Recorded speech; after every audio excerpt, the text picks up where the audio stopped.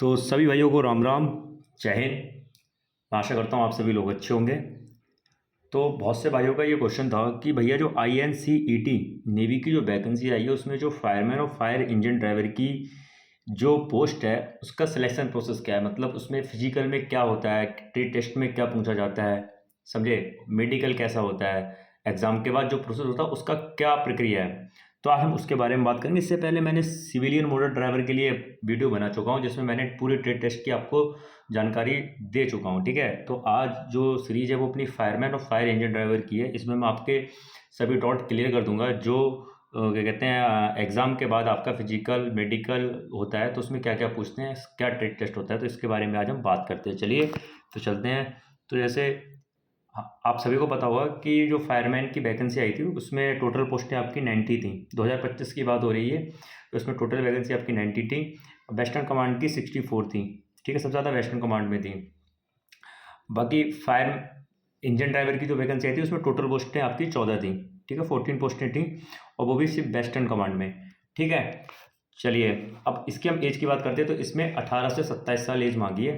जो उसकी एज 18 से ऊपर हो गई है, 18 साल का जो हो गया है वो इसमें फॉर्म डालने के लिए एलिजिबल था, और 27 से ऊपर नहीं होना चाहिए, 27 से कम और 18 से ऊपर, ठीक है। तो इस तरीके का इसका क्राइटेरिया एज का कि 18 से 27 साल।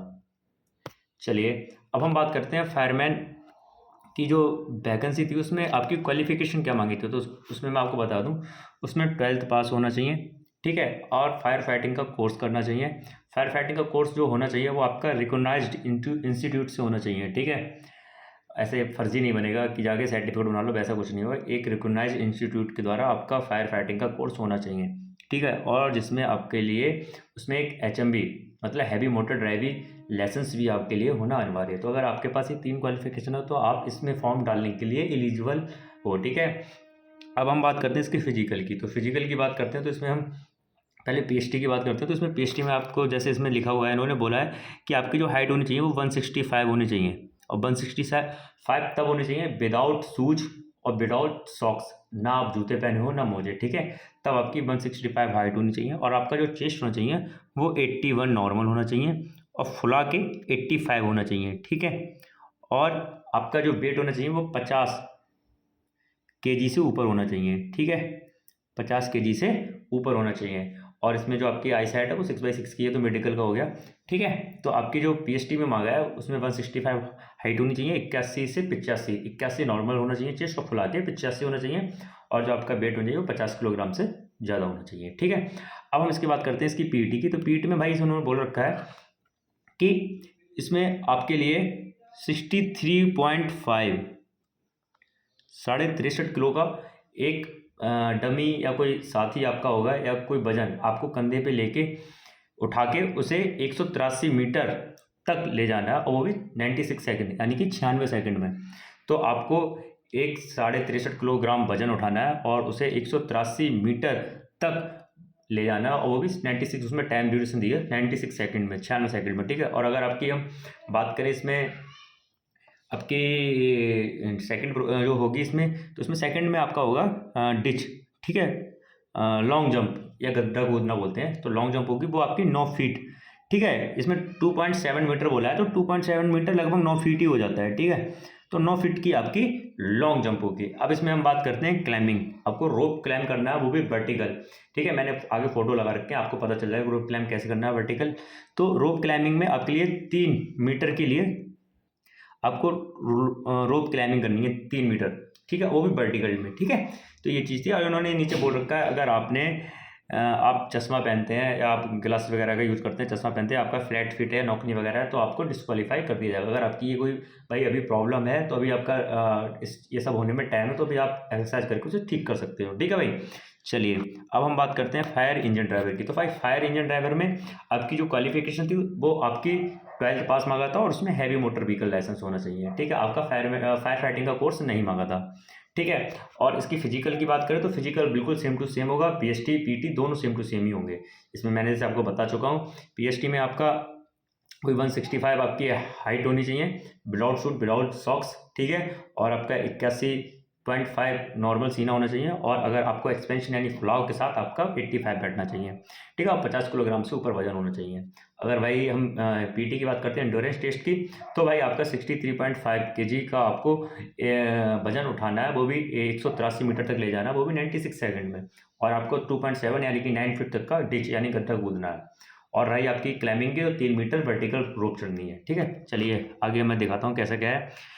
अब हम इसकी बात करते हैं कि फायर इंजन ड्राइवर और फायरमैन की ड्यूटी, ठीक है, इनका ड्यूटी वर्क क्या है, तो हम पहले उसकी बात करते हैं। तो आप पहले हम फायरमैन की बता देते हैं। तो फायरमैन में उन्होंने बोला है, primary duties of fireman included saving lives and upkeep maintenance of fire fighting equipments at moment notice. A fireman must be ready to function such as rescue people और animal for burning and collapsed building, fighting fires and providing emergency medical assistance. तो इसका मतलब यार short में बता देता हूँ कि आपके लिए फायर फाइटिंग के लिए आपका सबसे पहले तो आपको जो फायर फाइटिंग के इक्विपमेंट है उनको मेंटेनेंस करना आना चाहिए, उनकी आपको रखरखाव करना पड़ेगा, ठीक है।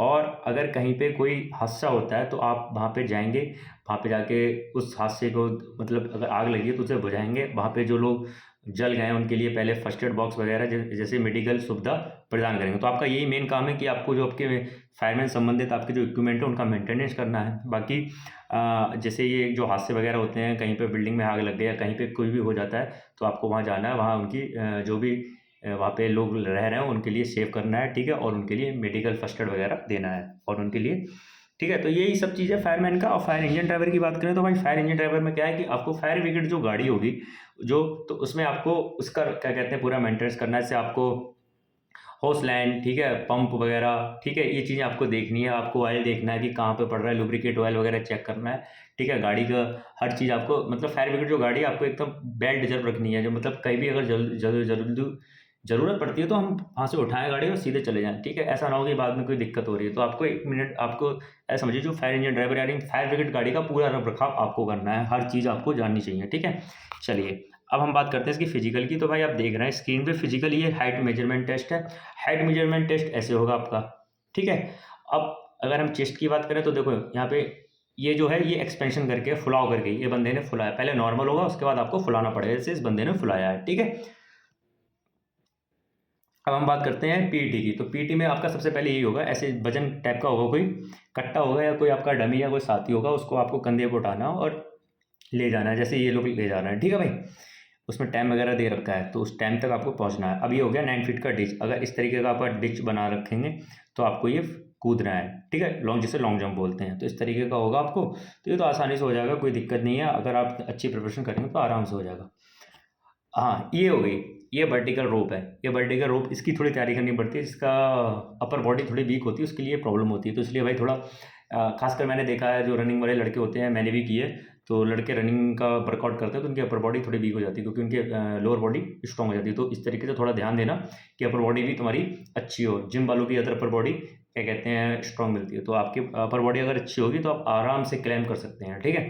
जैसे इस तरीके का है, देखो ये मैंने पूरा रगड़ रखा है। इस तरीके से आपको नीचे ये रोप बंदी होगी, नीचे से ऊपर तक जाना है, फिर नीचे आना है। तो इस तरीके का आपका रोप क्लाइंबिंग होगा वर्टिकल, ठीक है।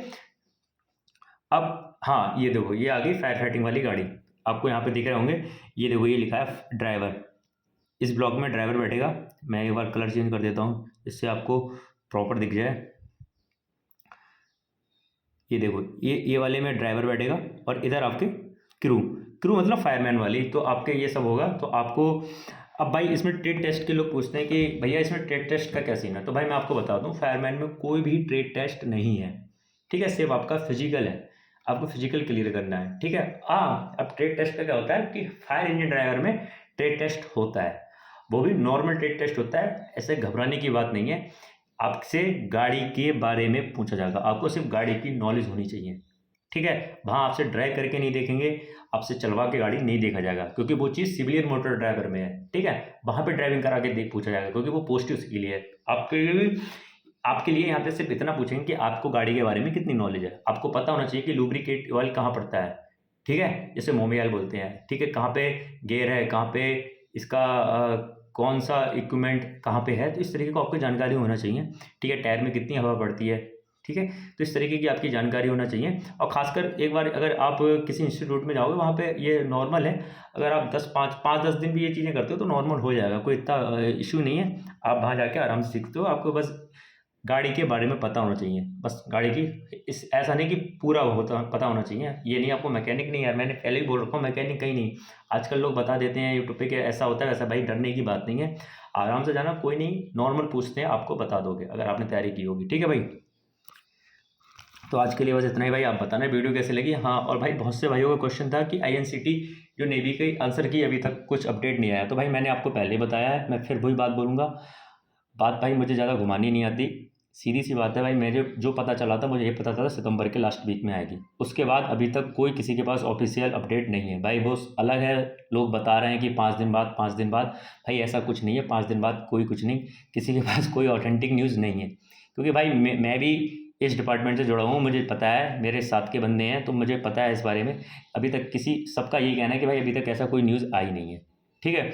और बाकी रोल कहते हैं रिजल्ट की, तो भाई रिजल्ट की आपकी पॉसिबिलिटी, कोई लोग तो ये कह रहे हैं कि आपका रिजल्ट दिसंबर तक जाएगा। भाई मुझे नहीं पता, जो आपकी मुझे जितना सुनने में आया है, जितना मुझे अंदर से पता चला कि आपका रिजल्ट की जो पॉसिबिलिटी बन रही है वो आपकी नवंबर में आपको रिजल्ट देखने को मिल जाएगा। बाकी भाई मैं आंसर की नहीं कह सकता, क्योंकि आंसर की का कोई अपडेट अभी तक आया ही नहीं है। ठीक है भाई। और मैं आपसे ये कहूँगा, आपने एग्ज़ाम दे दिया, आपके अगर अच्छे मार्क्स, भाई सबको पता होता है जब वो एग्ज़ाम दे के बाहर निकलता है तो उसे पता चल जाता है कि मेरा ये एग्ज़ाम कैसा गया है। तो अगर आपके एग्ज़ाम अच्छे बनना, आपको कुछ पता होगा। ठीक है। अगर आपके एग्ज़ाम अच्छा गया है तो भाई आप टेस्ट की तैयारी करना स्टार्ट कर दीजिए। ठीक है। और अपने ये नहीं, अब आपने ये एग्ज़ाम दे दिया तो आप दूसरे एग्ज़ाम की तैयारी करो। भाई यही एक अच्छे स्टूडेंट का यार कर्तव्य है। भाई मैंने यही देखा है, मैंने भी यार तैयारी की है, मैं भी स्टूडेंट फेस से रहा हूँ, तो मैंने ये सब चीज़ें देखी हैं। तो आपका यही है कि भाई वो अपने एग्ज़ाम दे दिया, ठीक है, अब उसे साइड में रखो, उसका रिजल्ट तो अब आना ही है, वो उसमें आप तो कुछ कर नहीं सकते, दोबारा जाके एग्ज़ाम तो नहीं देना ना। तो एग्ज़ाम हो चुका है आपका, अगर अच्छे मार्क्स हैं तो आप टेस्ट की तैयारी करना स्टार्ट कर दो। ठीक है। बाकी अपने दूसरे एग्जाम पे कंसंट्रेट करो। देखो दिल्ली पुलिस चल रहा है, MP पुलिस चल रहा है, कितने सारे एग्जाम चल रहे हैं, बिहार में निकली हुई हैं, UP में वैकेंसी निकली हुई है, तो इन पर ट्राई करो। ठीक है भाई। बाकी आप बताना आपकी जानकारी कैसी लगी। ठीक है। अपना ख्याल रखिए, स्वस्थ रहिए, मस्त रहिए। धन्यवाद। जय हिंद।